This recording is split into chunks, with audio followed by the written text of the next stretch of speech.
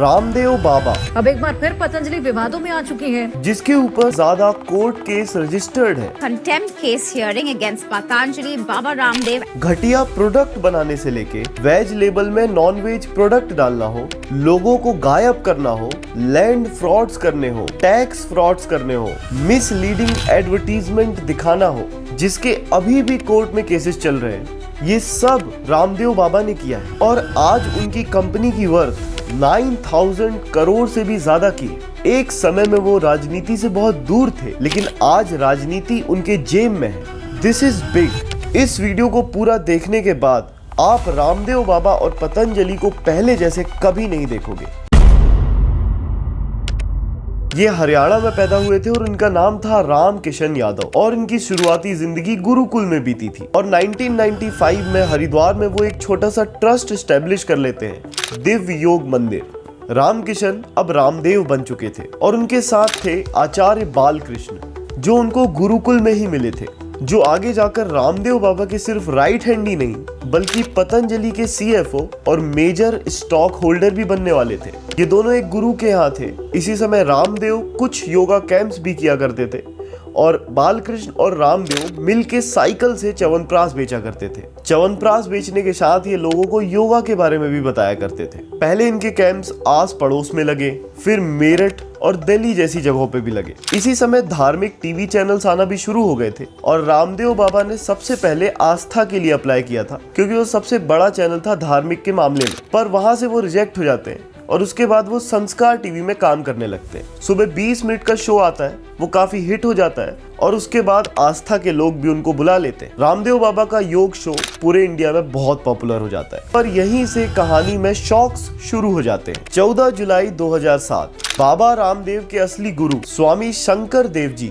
एक सुबह वॉक पर निकलते हैं और फिर कभी लौट के ही नहीं आते। मिसिंग रिपोर्ट फाइल हो जाती है, CBI इंक्वायरी की मांग होने लगती है। बाबा रामदेव के गुरु की गुमशुदगी की जांच CBI करेगी। इस समय रामदेव बाबा विदेश में थे और वो कुछ दिन बाद वापस आते हैं। उनके खुद के गुरु गुम गए हैं और वो कुछ दिन बाद वापस आते हैं। CBI रामदेव बाबा और बालकृष्ण सबसे पूछताछ करती है, पर कुछ पता नहीं चलता। सालों बाद भी इस केस का कोई जवाब नहीं है। 2002 से लेके 2010 के बीच में हरिद्वार के आसपास की जमीन पतंग की तरह उड़ने लगती है। धर्म के नाम पे लैंड का अलॉटमेंट होता है, लैंड के नाम पर आश्रम का और आश्रम के नाम पर फैक्ट्री का। और ये 2006 ही था जब बाबा और बालकृष्ण ने मिलके पतंजलि प्राइवेट लिमिटेड रजिस्टर कराई थी। 94% शेयर होल्डिंग बालकृष्ण के पास है। बाबा इस पूरे बिजनेस का फेस बन जाते हैं। प्रोडक्ट लाइन इनकी पहले से ही क्लियर थी, च्यवनप्राश, आंवला जूस, एलोवेरा, केश कांति। इसी बीच एक और छुपा हुआ चैप्टर सामने आता है। आचार्य करमवीर, जो रामदेव बाबा के साथ ही योगा सिखाया करते थे, इवन बड़े ग्रुप्स को कैसे योग कराते हैं ये करमवीर ने ही रामदेव जी को सिखाया था।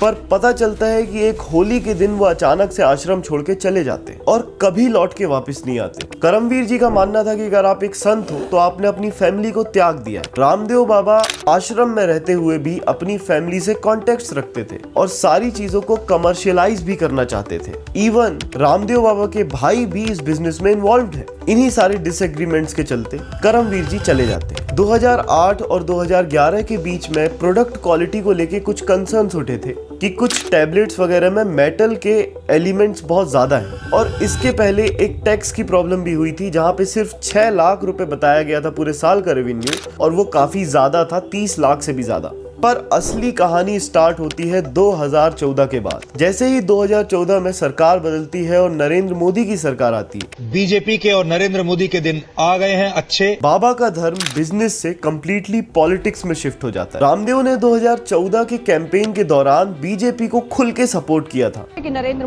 मोदी के साथ रैलियों में आप नजर आए। और उसके बाद टॉप बीजेपी के लीडर्स ने रामदेव बाबा के प्रोडक्ट्स को स्वदेशी कह के बहुत प्रमोट किया। कुछ रिपोर्ट्स के मुताबिक अमित शाह पर्सनली रामदेव बाबा के पास सपोर्ट मांगने आते थे। इसके बाद पतंजलि की नेशनल विजिबिलिटी बहुत ज्यादा बढ़ गई थी और सिर्फ योगा फॉलोअर्स ही नहीं, नॉर्मल कस्टमर्स भी पतंजलि को जानने लगे थे। रिपोर्ट्स के हिसाब से पतंजलि का रेवेन्यू 2015-16 में 5000 करोड़ से जंप करता है, जबकि उससे पिछले वाले ईयर में उनका टर्नओवर 2000 करोड़ था। और दूसरी रिपोर्ट के हिसाब से 2011-12 में कंपनी का टर्नओवर 450 करोड़ था, जो 2014-15 में में 2000 करोड़ हो गया था और लेटेस्ट फाइलिंग्स के हिसाब से 2023-24 का रेवेन्यू 9000 करोड़ से भी ज्यादा का था। पर जैसे जैसे कंपनी की ग्रोथ बढ़ी है, कंपनी के उल्टे सीधे काम भी बहुत ज्यादा बढ़ गए। पहले कुछ छोटी बातें बताता हूँ। पतंजलि ने कई बार दवाओं को ऐसे प्रमोट किया है कि वो किसी बीमारी को ठीक कर सकती है बिना किसी साइंटिफिक प्रूफ के या फिर बिना किसी क्लिनिकल ट्रायल के। एडवर्टाइजमेंट्स में उन्होंने कहा कि अस्थमा, डायबिटीज, कैंसर जैसी बीमारियों को भी ठीक कर सकते हैं। इन चीजों पे कोर्ट्स पे भी केसेस चल रहे हैं। इन सारी चीजों को मिसलीडिंग कैटेगरी में रखा गया है और मेडिकल वाले लोगों ने इसका खुल के प्रोटेस्ट किया है। डॉक्टर्स के एसोसिएशन ने हमेशा सिर्फ यही बोला है कि प्रोडक्ट और दवाई के बीच में फर्क होता है और सेल्फ ट्रीटमेंट से सीवियर केसेस डीले होते जाते हैं। जब भी क्योर का प्रॉमिस ट्रस्ट के नाम पे बेचा जाता है तब सिर्फ जेब को नहीं,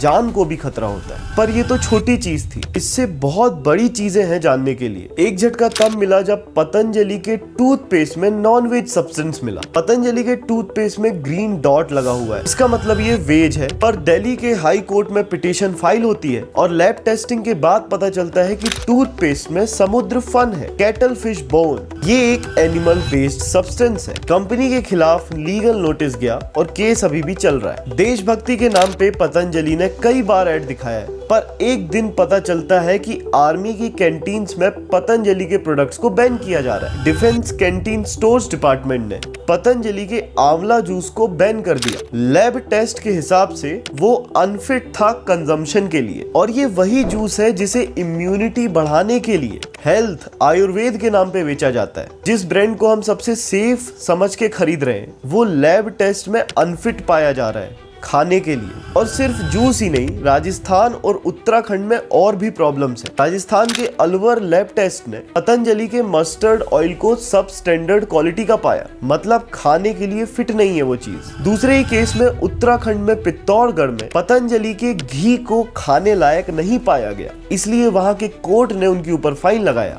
घी जिसको प्योर और देसी कह के बेचा जा रहा है, कोर्ट के हिसाब से उसकी क्वालिटी खाने लायक नहीं थी। बस इतना ही नहीं, अभी और सुनिए। इंडिपेंडेंट स्टडीज ने दिखाया कि पतंजलि के हनी में भी बहुत सारी प्रॉब्लम है, बहुत सारा शक्कर डला हुआ है और अलग अलग सिटीज के लैब ने फूड, हनी, ऑयल, बेसन जैसी चीजों को सब स्टैंडर्ड क्वालिटी का पाया। यहाँ पे एक ट्विस्ट है कि ऐसी चीजें मार्केट में कैसे आ रही हैं जिनको खाना भी अच्छा नहीं माना जा रहा है लैब्स के द्वारा, क्योंकि इनकी पैकेजिंग आयुर्वेद के नाम पे हुई है। और अगर आप आयुर्वेदिक ब्रांडिंग के साथ अपनी किसी भी चीज को मार्केट में लाते हो तो काफी सारे स्ट्रिक्ट फूड गाइडलाइन से आपको छूट मिल जाती है। रेगुलेशन हो या ना हो, आयुर्वेद है तो सेफ ही होगा, ऐसा मानते हैं। हद तो तब हो गई थी जब ऐसी ही घटिया मार्केटिंग टैक्टिक्स का यूज कोरोना वायरस के दौरान किया गया था। पूरी दुनिया वायरस से लड़ रही थी, सारे साइंटिस्ट उम्मीद कर रहे थे कि वैक्सीन बन जाए। उसी के बीच में रामदेव बाबा और बीजेपी के कुछ नेता मिलकर प्रेस कॉन्फ्रेंस करते और वो कहते हैं कि हमने कोरोना के लिए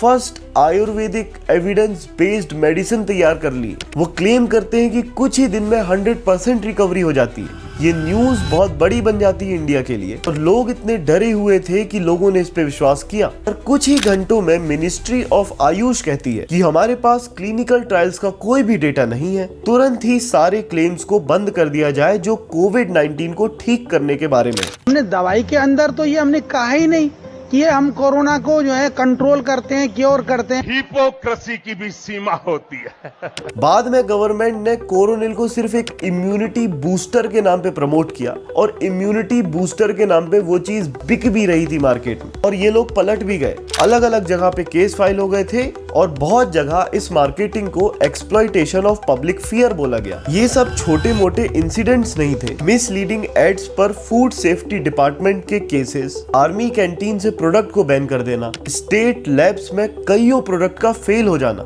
हाई कोर्ट और सुप्रीम कोर्ट तक मिसलीडिंग एडवर्टीजमेंट के केस अभी तक चल रहे हैं और कईयों बार इस कंपनी को पब्लिक अपॉलॉजी भी मांगनी पड़ी। अगर और कोई कंपनी होती तो इतने सारी बदनामी के बाद कहीं और पहुंच जाती, पर ये अलग है। ये पूरी की पूरी एक ब्रांडिंग नहीं है, ये एक सिस्टम है जो तुम्हारा फेथ, तुम्हारा डर और तुम्हारी पॉकेट तीनों को एक्सप्लॉइट करता है। आपको लग रहा होगा बस इतना ही है, पर अभी और है और बहुत बड़ा है, क्योंकि अब पतंजलि के ऑपरेशन सिर्फ हेल्थ और रिटेल में बस सीमित नहीं है। दिसंबर 2022 में स्टेट लेवल टूरिज्म बोर्ड ने एक टूरिज्म प्रोजेक्ट के लिए टेंडर निकाला George Everest state Mussoorie region के लिए। इन्वेस्टिगेटिव रिपोर्ट ने बताया कि जिस 3 कंपनी ने इस टेंडर को भरा था, फिल किया था, वो तीनों की तीनों कंपनी एक ही व्यक्ति की है।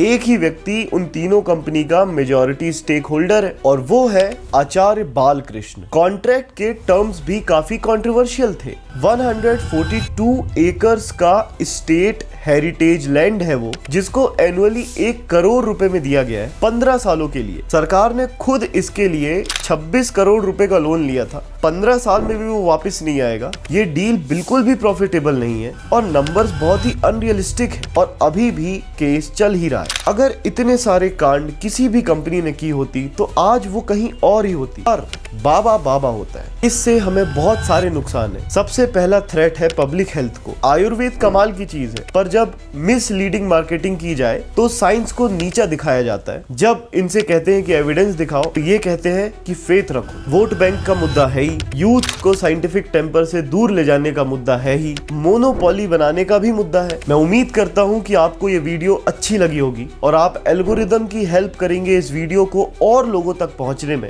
वीडियो को लाइक करके, कमेंट करके और दोस्तों के साथ शेयर करें। आप खुद बताइए कि आप अगली वीडियो किस बाबा के ऊपर देखना चाहते हैं। दर्शन प्रोडक्शन इसी तरीके से आपके लिए कमाल की वीडियोस बनाता रहेगा। आप हमें सब्सक्राइब करें, क्रूर दर्शन को भी सब्सक्राइब करें। आप बने रहिए हमारे साथ, हम भी बने हैं आपके साथ। बहुत बहुत धन्यवाद।